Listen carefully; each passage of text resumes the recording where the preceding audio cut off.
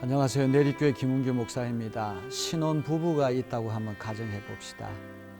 신랑이 직장 생활 마치고 이제 집으로 돌아옵니다. 퇴근해서 돌아오자마자 설거지도 해주고 집 청소도 해주고 아이도 봐주고 이렇게 신랑이 신부에게 잘하면 시어머니하고 친정어머니가 바라보는 태도가 각각 다릅니다. 친정어머니는 야, 우리 사위가 최고다. 우리 사위 같은 사람 없다. 이렇게 자랑합니다. 칭찬합니다. 하지만 시어머니는 아유 바보 같은 놈, 하루 종일 직장에 가서 고생하고 집에 와서 쉬지도 못하고 마누라 도와준다고 그렇게 불평을 합니다. 팔이 안으로 굽는다고 하는 속담이 바로 이걸 두고 나온 이야기일 것입니다. 역지사지라고 하는 말이 있죠. 처지, 입장을 바꾸어서 한번 생각해 봐라, 이런 이야기입니다. 엘리바스와 빌닷, 소발 세 친구가 먼 길을 달려와서 욥을 위로한답시고 이런저런 이야기를 하는데, 친구의 처지를 한번 바꿔서 자기 입장으로 생각해 봤다면 그들은 함부로 자기 지식을 총동원해서 욥을 공박하는 얘기는 하지 않았을 것입니다. 자, 오늘 말씀을 통해서도 이런 귀한 교훈들을 깨닫는 한 날이 되기를 바랍니다. 소발의 공박에 대한 욥의 응답. 욥기 12장 3절. 그러나 나도 너희만큼은 알고 있다. 내가 너희보다 못할 것이 없다. 너희가 한 말을 모를 사람이 어디에 있겠느냐.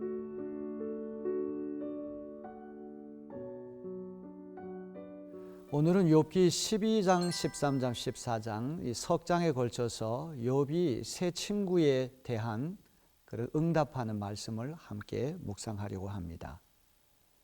사실은 욥이 한 이야기치고 가장 긴 부분이 바로 이 첫 바퀴 논쟁에서 가장 긴 부분이 오늘 말씀입니다.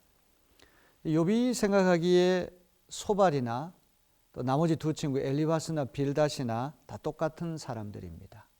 그들은 인과응보, 도덕적 인과율이라고 하는 것을 가지고 자기를 공박하기 때문에 소발에 대한 응답은 그 세 친구에 대한 응답과 다를 바가 없는 것이죠. 그래서 욥은 이 세 친구 모두를 겨냥해서 이제 말을 하고 있습니다. 12장부터 14장까지는 욥이 대답해 온 분량치고는 가장 긴 분량입니다. 첫 바퀴 논쟁에 대한 결론을 내려고 했기 때문에 길다고 생각할 수가 있겠죠. 자, 욥은 자기에게 한 수 가르치려고 하는 지혜 교사를 자처하는 친구들을 향해 포문을 엽니다. 자, 12장 2절 3절 말씀 볼까요? 지혜로운 사람이라고는 너희밖에 없는 것 같구나. 너희가 죽으면 지혜도 너희와 함께 사라질 것 같구나. 그러나 나도 너희만큼은 알고 있다. 내가 너희보다 못할 것이 없다. 너희가 한 말을 모를 사람이 어디에 있겠느냐. 참 해학적인 말이기도 하죠. 야, 너희들이 지혜를 전세 낸 것처럼 독점한 것처럼 너희만 지혜롭다고 자처하는데 나도 너희 아는 만큼 다 알고 있어. 지혜로 말한다면 너희에게 조금 더 뒤지지 않아. 이런 항변이죠. 자, 욥이 지혜가 짧아서 이렇게 탄식하겠습니까? 지혜가 부족해서 하나님과 사람들 앞에 격정적인 자기 아픔을 토로하겠습니까? 그건 아니란 말이죠. 욥의 처지를 한번 헤아려 보지도 않고 신문과 정죄로 일관하는 친구들. 자, 12장 5절 말씀 봅니다. 고통을 당해보지 않은 너희가 불쌍한 내 처지를 비웃고 있다. 너희는 넘어지려는 사람을 떠민다. 입장의 차이를 이야기하는 것이죠. 세 명의 친구가 욥과 똑같은 고난을 당했더라면 이런 얘기 안 할 것입니다. 야, 나도 욥과 같이 저렇게 아픈 시절이 있어. 부조리한 고난 당한 적이 있어. 그런 경험이 있었다고 한다면 공감대가 형성이 됐을 것입니다. 친구들은 이 세상이 도덕법칙, 윤리법칙, 추수법칙, 콩 심은 데 콩 나고 정의로우신 하나님이 통치하시는 세상은 한치의 오차도 없이 도덕적 인과율이 작동하는 세상이다. 이렇게 주장하지만 실제 세상은 그렇지 않다는 것이죠. 무질서합니다. 혼돈이 가득 차 있습니다. 역설, 모순, 부조리, 뒤죽박죽 되어 있어요. 착한 사람이 고난을 받고 악한 사람이 떵떵거립니다. 예수 잘 믿는 사람이 시련을 당하고 예수 믿지 않은 사람이 오히려 더 부자가 되고 더 건강하고 하는 일마다 더 잘 될 때가 있단 말이죠. 실제적인 이 세상은 도덕적 인과율이 척척 들어맞는 그런 기계적인 그런 세상이 아니라고 하는 것. 이게 욥이 고발하는 우리의 현실입니다. 우리 역사의 현실, 이 세상의 현실이라고 하는 것은 죄가 없는 의인도 고난을 당한다. 이거 틀림없는 사실이죠. 자, 그래서 13장 4절 말씀에 보면 욥이 친구들을 향해 재미있는 말을 합니다. 너희는 무식을 거짓말로 때우는 사람들이다. 너희는 모두가 돌팔이 의사나 다름없다. 욥이 고분고분하고 만만한 사람이 아니에요. 이 악에 받쳐가지고 3명의 친구가 1라운드 하는데, 격투기를 하는데 한 명씩 달겨들어서 욥을 공격할 때 욥은 혼자 셋을 맞아서 이제 반격을 가하는 것이죠.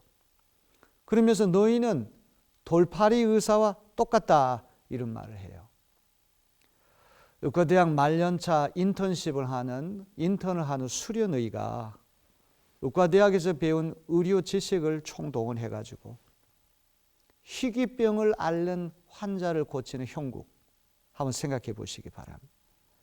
아무리 의과대학에서 정통 의료 이론을 배웠다고 할지라도 이 케이스 바이 케이스 임상 경험에 따라 가지고 환자의 형편에 따라서 그 의료 지식이 기계적으로 척척 들어맞는 것은 아니죠.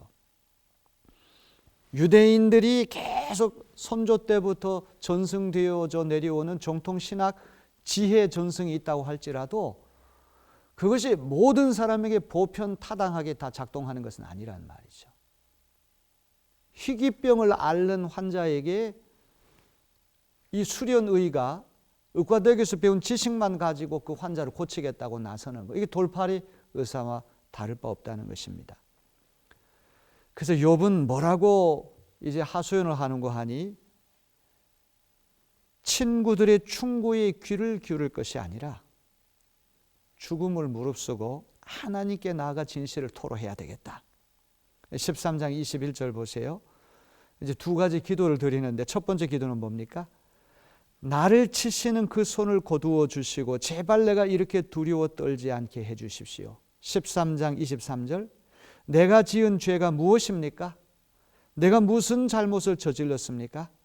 내가 어떤 범죄에 연루되어 있습니까? 하나님 앞에 안타까운 마음으로 하소연하는 기도를 드립니다.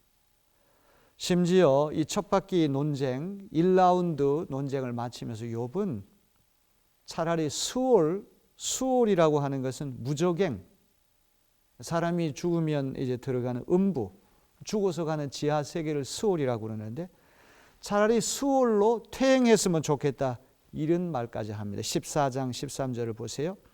차라리 나를 수월에 감추어 두실 수는 없으십니까? 주님의 진노가 가실 때까지만이라도 나를 숨겨주시고 기한을 정해두셨다가 뒷날에 다시 기억해 주실 수는 없습니까? 사람이 죽으면 가는 지하세계 음부, 거기가 숨어 있겠다는 것입니다. 너무 고통이 극심해서. 그러나 이것은 어디까지나 희망사항이지 다시금 눈을 뜨게 되면 뼈를 깎는 냉엄한 현실로 되돌아올 수밖에 없는 것입니다. 정말 예매한 고난, 부조리한 고난, 정말 과도한 고난이라고 하는 건 우리가 눈을 감기 전까지는 생생하게 계속해서 우리를 따라 붙기 때문에 피할 길이 없다는데 그 슬픔이 있는 것이죠. 자, 오늘 우리 욥기 1라운드 첫 바퀴 논쟁을 이제 마무리 지으면서 욥이 세 친구에게 반박한 말씀 묵상하면서 혹시 우리도 돌팔이 의사처럼 우리가 교회에서 배운 성경 지식, 이런저런 나의 체험, 어떤 알량한 그런 것들을 가지고 엄청난 고난과 시련을 당하는 이웃에게 가서 재단하고 함부로 가르치려고 한 적은 없는지 우리 반성하는 그런 시간이 됐으면 좋겠어요. 또 한 가지, 1장 2장에 나타난 욥은 굉장히 믿음이 좋은 사람이고 신실한 사람이고 겸손한 사람이고 인내심이 강한 사람인데, 이 3장부터 계속되는 욥의 모습은 굉장히 격정적인 사람이에요. 정말 불경스럽기까지 하나님과 이웃을 향하여 자기의 억울함을 토로하는 그런 모습을 만나게 됩니다. 저는 이 모습이 하나도 나쁘게 생각되지 않고 너무나 인간적인 모습이라서 친근감을 느끼게 됩니다. 우리도 견딜 수 없는 슬픔이 있고 고난이 있을 때 그것을 마음속에 꽁꽁 감추어 두기보다는 정말 하나님 앞에 나아가서 억울함을 다 토로하고 결사적으로 왜 이런 일이 나에게 일어난단 말입니까? 하나님 앞에 따지는 것도 우리 신앙 성숙, 인격 성숙을 위해서 필요한 과정이다. 지금의 신앙보다 더 나은 신앙, 견고한 신앙으로 넘어가기 위해서는 이런 과정이 필요하다. 욥의 치열한 정신을 배울 필요가 있다. 저는 이런 생각을 하게 됐습니다.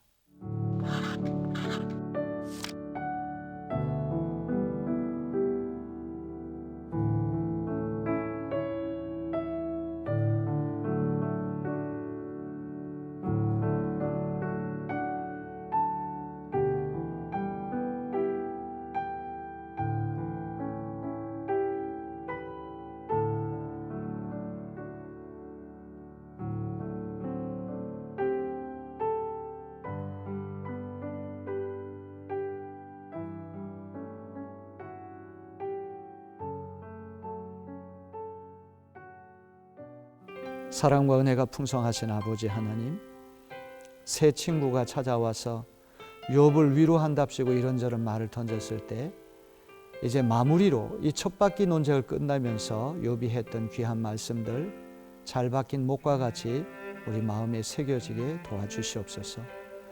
친구들은 자기들 스스로 지혜롭다고 생각하지만 욥도 그들 못지않게 지혜로운 사람입니다. 지혜가 짧아서 친구들과 같은 마음을 갖지 않는 것이 아닙니다. 고난의 실존적인 체험이 너무나 과도해서 너무나 억울하고 너무나 답답해서 격정을 토로하는 것뿐입니다.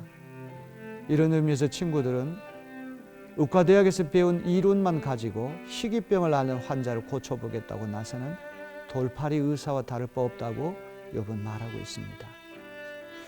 우리도 인생을 살면서 돌팔이 의사와 같이 처신을 한 적이 있음을 주님 앞에 고백합니다. 정말 우리에게는 많은 지혜가 필요하고 하나님의 깊은 마음과 또 이웃의 속사정까지 깊이 헤아릴 수 있는 그런 여유로운 마음과 눈이 우리에게 필요한 줄로 믿습니다. 오늘도 이 세상에서 고난당하는 많은 이들이 있습니다. 슬픔을 당하고 고난을 당한 많은 형제들 하나님 위로하여 주시고 주님의 놀라운 은혜로 저들을 감싸 안아주시기를 간절히 원하옵나이다. 이 모든 말씀 자비하신 예수님의 이름으로 간절히 기도하옵나이다. 아멘.